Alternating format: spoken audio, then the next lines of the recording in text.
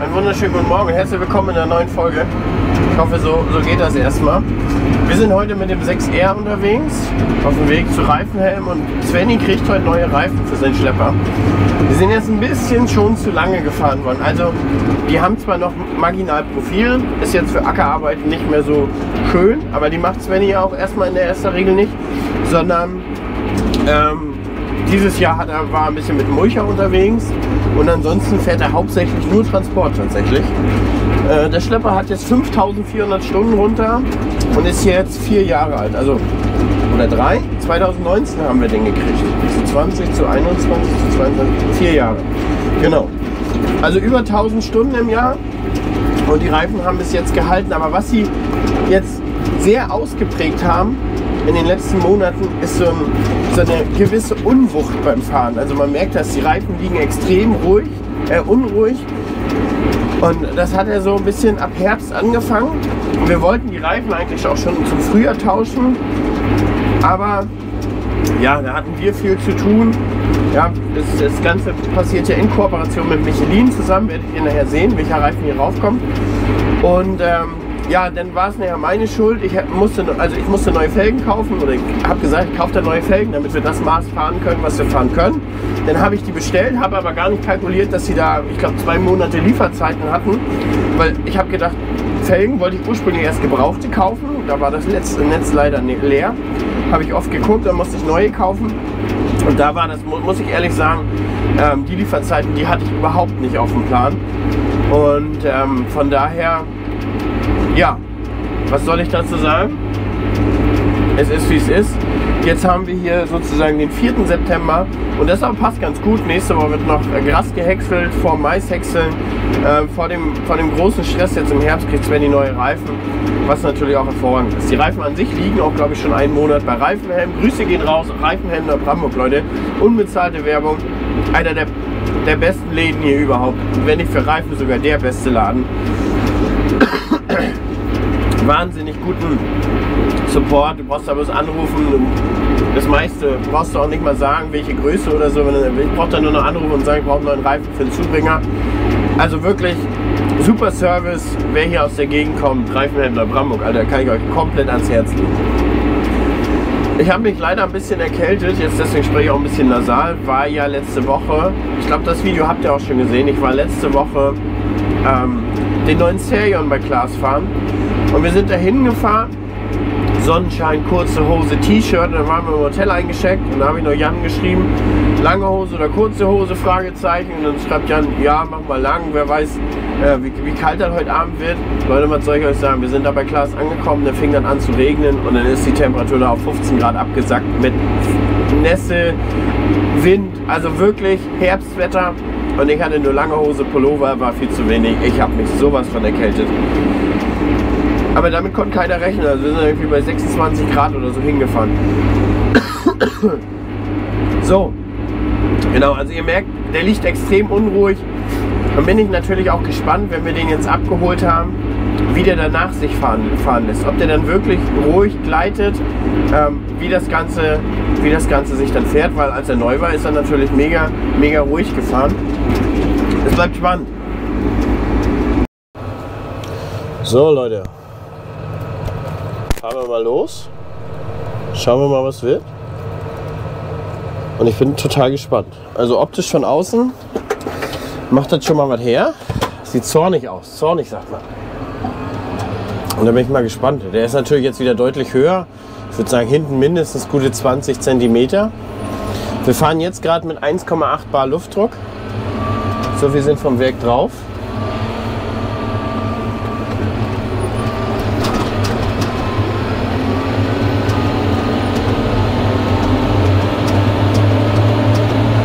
Muss mir noch den Sitz, glaube ich, richtig einstellen hier. Bin natürlich um einiges leichter als der gute Svenny.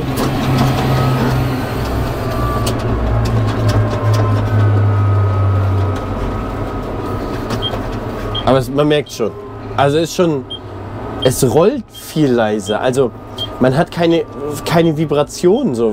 Kennt ihr das? Also normalerweise hat man ja beim Fahren so diese Vibrationen von den Reifen, die sind schon mal weg.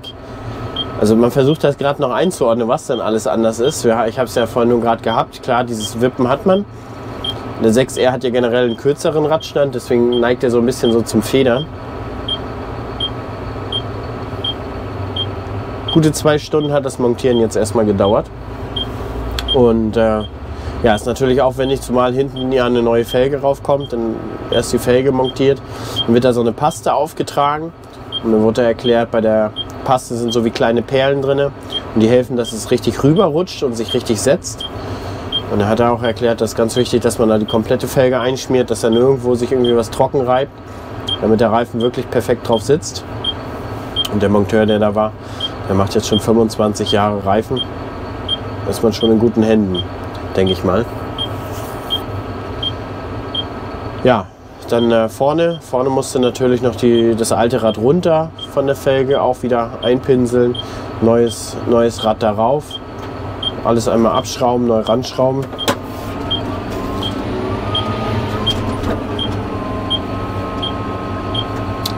Das Ganze wird in Zukunft noch mit einer Reifenregeldruckanlage begleitet, die wird jetzt in den nächsten Wochen hier raufgebaut. Gucken, wann wir da den Termin bekommen. Und dann ist Svenny natürlich voll ausgestattet. Oh ja.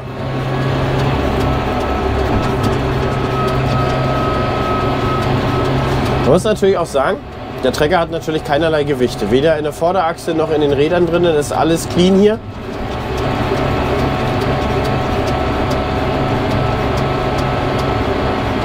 Ein bisschen macht er das Wippen immer noch. Aber das mag vielleicht, ich weiß gar nicht, ob der John Deere das schon immer gemacht hat. Dieses klassische Wippen. Die Reifen müssen sich natürlich auch erstmal ein Stück setzen, die sind ja nagelneu. Das heißt, die werden ja noch ein bisschen weicher, es rutscht alles noch ein bisschen rein. Mal gucken, wie es aussieht, wenn wir nachher zu Hause auf den Hof rollen, ob sie dann schon ein bisschen besser laufen. Aber auch jetzt merkt man, der Unterschied ist schon riesig. Es fährt sich viel weicher, viel leiser, man hat nahezu keine Vibrationen, die man jetzt hier übers Lenkrad oder so spürt.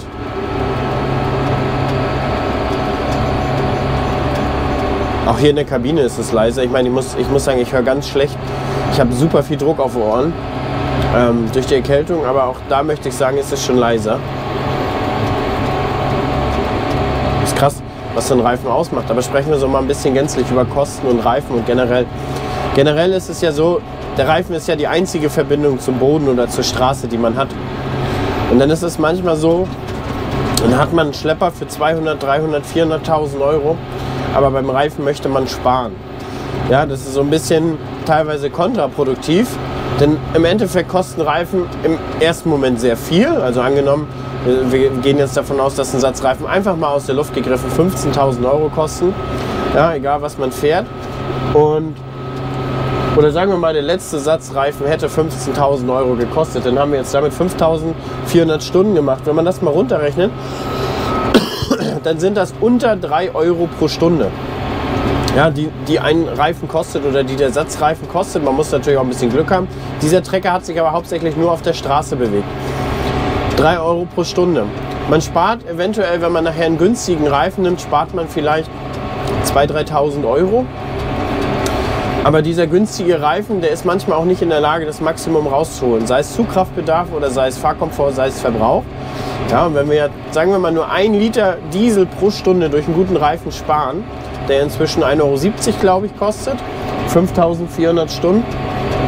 Ja, das sind alleine, wenn wir nur mit 5.000 rechnen, wären das 8.500 Euro Unterschied, die wir jetzt hätten, nur wenn ein Reifen uns 1 Liter Diesel pro Stunde sparen kann. Und 1 Liter Diesel pro Stunde ist gar nicht viel. Wenn man dann noch mit optimalen Reifendrücken arbeitet, die man ja teilweise auch bei guten Reifen arbeiten kann, dann spart man teilweise deutlich mehr noch ein als diesen 1 Liter pro Stunde. Ja. Ich bin ja ein begeisterter Axion BIP 2 Fahrer auf meinem Fendt und muss sagen, diesen Reifen kann man wirklich mit brachial niedrigen Reifendruck fahren. Der hat so eine krasse Traglast, sodass der bei Aussaat oder bei anderen Bodenbearbeitungen wirklich maximal Diesel einsparen kann. Und natürlich, wenn man sich im Bereich Direktsaat bewegt, ist das natürlich auch bodenschonender. Ne? Man hat bei weitem nicht mehr diese hohen Drücke auf dem Boden, was ganz, ganz wichtig ist. Und von daher habe ich das ja letztes Jahr in dem Video von Michelin, schaut gerne nochmal vorbei, einmal schon gezeigt. Da war das sehr anschaulich. Da war diese Aufnahme mit dem Sand. Ja, wenn wir mit hohem Reifendruck fahren und mit niedrigem Reifendruck, wie krass unterschiedlich alleine die Zwiebel, die Bodendruckzwiebel ist. Ansonsten fahre ich jetzt erstmal ein paar Meter. Wir haben jetzt 20 Kilometer bis nach Hause und gucken mal, wie sich der Reifen setzt. Dauert natürlich noch einen kleinen Moment. Er ist ja mehr als frisch und mehr als neu. Bis dann erstmal. So, wir sind jetzt auf dem Feld angekommen. Ich bin jetzt hier mit dem guten Herrn von Michelin. Hallo. Und ja, gib uns doch erstmal einen kurzen Einblick, wer du bist, und dann stell uns doch gerne mal den Reifen vor. Wo sind die Besonderheiten? Genau, was kann man damit machen? Wo ist dein Einsatzspektrum? Ja, also mein Name ist Andreas Borte, ich bin Mitarbeiter der Michelin Reifenwerke und im Außendienst hier in der Region Mecklenburg, Brandenburg und nördlich Sachsen-Anhalt unterwegs und berate Endkunden und den Landmaschinenhandel in Fragen Ackerschlepperreifen. Das heißt, du bist der dichteste Bezug, wenn man Fragen hat, Mensch, ich brauche mal neue Reifen, ich hätte gerne Beratung, dann kommst du raus und übernimmst die Beratung da vor Ort. Genau, das ist meine Aufgabe. Ja, gerade Einstellung, Luftdrücke und dergleichen, diese Sachen alle zu besprechen, um eben halt auch das Potenzial der Reifen auszunutzen. Genau, das ist nämlich ein bisschen mehr, als man da einfach denkt. Also war da auch vorher vielleicht so, ja, ich brauche neue Reifen für meinen 6R.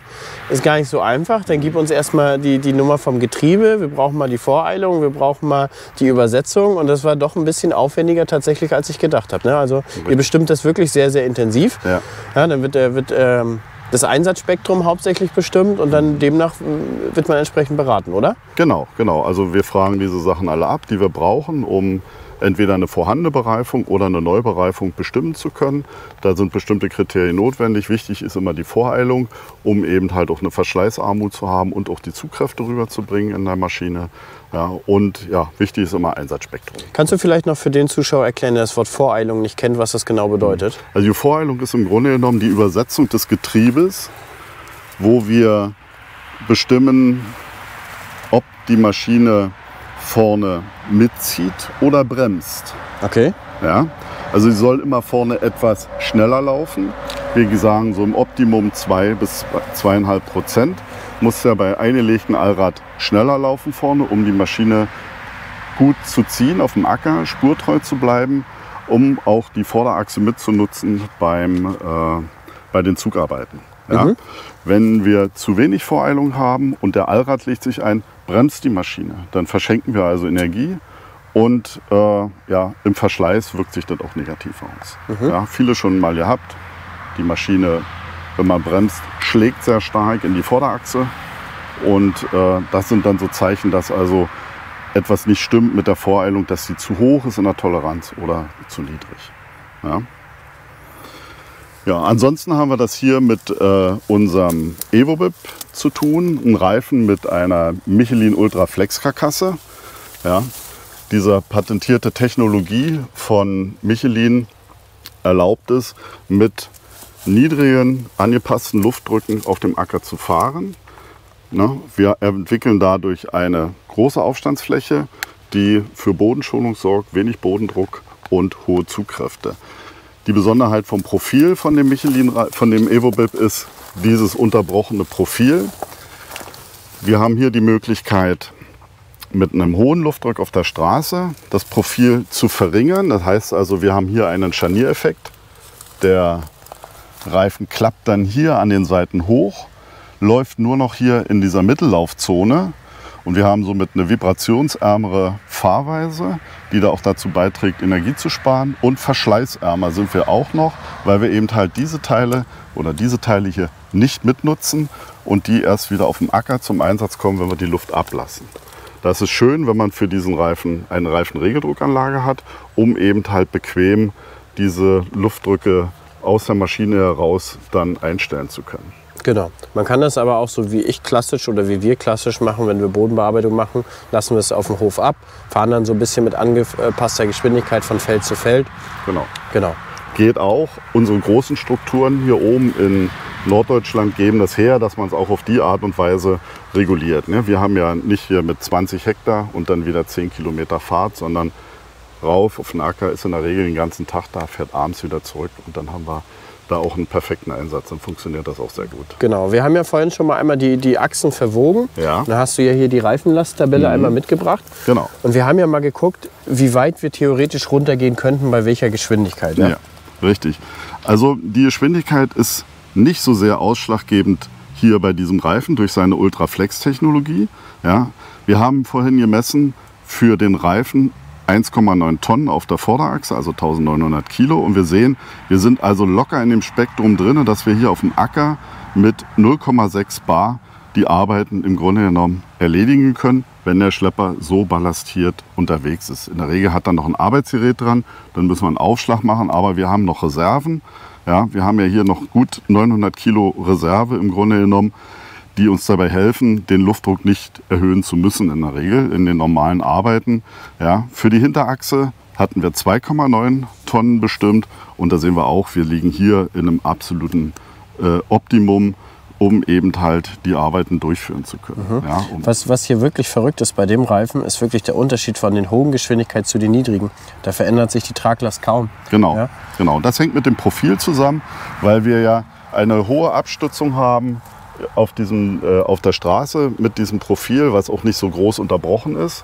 Ja, somit haben wir also nicht diese Schwankungen in den Stollen und haben damit die Möglichkeit eben halt auch mit relativ wenig Luft auch auf der Straße zu fahren. Ja, wobei wir immer sagen, wenn wir viel Straße fahren, also Ernteeinsätze, Mais abfahren, Getreide abfahren und wir sind den ganzen Tag im Grunde genommen auf der Straße, dann erhöhen wir den Luftdruck nochmal so um 4/10, die also im Komfort überhaupt nicht relevant sind und schonen damit dann aber den Reifen, haben einen günstigeren Rollwiderstand und dann kommen wir auch immer so auf Einsparungen, gerade im Transportbereich, auch so auf 3%, die dann also dort eingespart werden können. Ja. Ich denke, das Interessante ist hier wirklich bei dem Reifen, dass er Straße und Acker wirklich gut verbinden soll. Genau. Ja, dass er für beide Aspekte da gedacht ist, weil die Maschine fährt ja wirklich ganz viel Straße. Aber trotzdem muss er ja, sag ich mal, auf Transportarbeiten, auf dem Acker, im Moor, muss er ja trotzdem in der Lage sein, vernünftig zu ziehen. Ne? Also Richtig. auch da zieht er ja einen großen Have über die Wiese. Ja. Und auch da braucht er ja entsprechend Traktion, um den da runter zu bekommen. Genau, Traktion und Spurtiefe spielen da eine riesengroße Rolle. Ja, wenn wir hier uns die Sache mal von der Seite anschauen, ist es ja so, dass wir, wenn wir jetzt die Luft ablassen, dann kriegen wir hier nochmal zusätzlich Stollen in den Eingriff. Ja, und dadurch erhöhen wir die Aufstandsfläche mindestens um 25% und der Reifen stützt sich viel besser auf den Boden ab.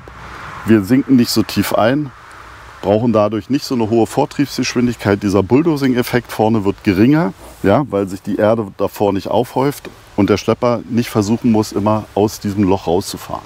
Ja. Dadurch haben wir eben hier dann große Energieeinsparung und eben halt Vortrieb, so dass wir also auch den Acker nicht kaputt machen. Genau. Was man auch wirklich merkt jetzt beim Fahren, ist, die Vibrationen sind einfach nicht mehr da, die man von einem gewohnten Reifen kennt. Ja. Aber warum? Weil im Prinzip das Profil sieht ja trotzdem ähnlich aus wie so ein ganz normales AS-Profil. Ich sag mal ähnlich. Ähnlich. Es sieht ähnlich aus. Wir haben aber in der Mitte, dort wo die Stollenspitzen normalerweise überlappen oder nebeneinander liegen, hier nochmal den Mittelfuß zusammengezogen. Ja? Hier dieser Bereich, der dafür sorgt, dass wir recht enge Abstände haben und somit ein sauberes, gleichmäßiges Laufbild kriegen. Ne? Wir haben hier nochmal den Stollen, der das überlappt. Also eigentlich, wenn man es übereinander legt, eine geschlossene Rille, ja, die dann überläuft und wir dadurch dann eben halt vibrationsärmer unterwegs sind. Wie ist es im Gesamten für die Geräuschkulisse? Ist der Reifen leiser oder lauter als ein normaler Reifen? Also er wird auf der Straße, diesen Klassiker, den man so hat beim Maisabfahren, dass man den Schlepper dann schon von Weitem hört, wird man durch diesen Reifen nicht haben. Okay. Ja. Das ist natürlich auch ein Aspekt für Lohnunternehmer, dicht besiedelte Wohnung. Da möchte man natürlich so viel Geräusche wie möglich vermeiden. Ne? Richtig. Jetzt haben wir ja hier einen 710er Reifen. Ich habe ja vorher 650 gefahren. Ja. Und ich habe ja damals mit Stefan telefoniert und der sagte, warum fährst du 650? Eigentlich ist das für deinen Bereich gar nicht so optimal. Beziehungsweise der R38 da hinten dran, der ist gar nicht so optimal gewesen. Ja. Also der 650 85 38 ist ein toller Reifen auf dem Acker. Wir haben eine kleine Felge, ein relativ großes Rad mit einem ungeheuer starken Luftvolumen. Da ist sehr viel Luft drin in diesem Reifen und das tragende Element an so einem Reifen ist nun mal die Luft. Ja? Und umso mehr Luft ich habe, umso weniger Druck kann ich fahren. Ja? Und das kann man bei dem 650, 85, 38 sehr schön umsetzen. Wir haben eine sehr lange Aufstandsfläche, die nicht allzu breit wird. Wir sind also gerade, was Flugarbeiten angeht, in der Furche. Das in der Furche fahren ist sehr komfortabel damit. Ja? Wir haben, wie gesagt, große Aufstandsfläche und dadurch sehr hohe Zugkräfte. Nachteil des Reifens ist, auf der Straße, durch diese hohe Flanke, die er hat, ist er immer etwas instabil. Wir müssen also sehr viel Luft zupumpen, um eben halt einen sauberen gerade Auslauf auf der Straße zu haben. Und da schwächelt dieser Reifen etwas. Ja? Und gerade wenn der im Einsatz bei dir ist mit einem hohen Transportanteil, dann ist es wieder vorteilhaft, eine 42 Zoll Felge zu haben, also die dann etwas größer ist. Die sorgt für mehr Fahrstabilität. Die Flanke ist etwas kleiner, ja, und dadurch haben wir einen viel besseren gerade Auslauf. Verschleißverhalten der Reifen ist viel besser. Ja. Genau, und gerade das mit dem schwimmenden Fahrverhalten auf der Straße, das können wir definitiv bestätigen. Richtig. Ja, das war wirklich da und das haben wir so ein bisschen mit Ballastierung ein bisschen weggemacht. Ja. Aber unschön, sagen wir es mal so. Genau, wenn er wirklich viel Straße fährt, war es nicht optimal. Genau. Unnütz viel Ballast dabei, kostet immer Diesel. Ja, man soll ja versuchen, die Maschine so leicht wie möglich zu halten, um seine Arbeiten zu machen.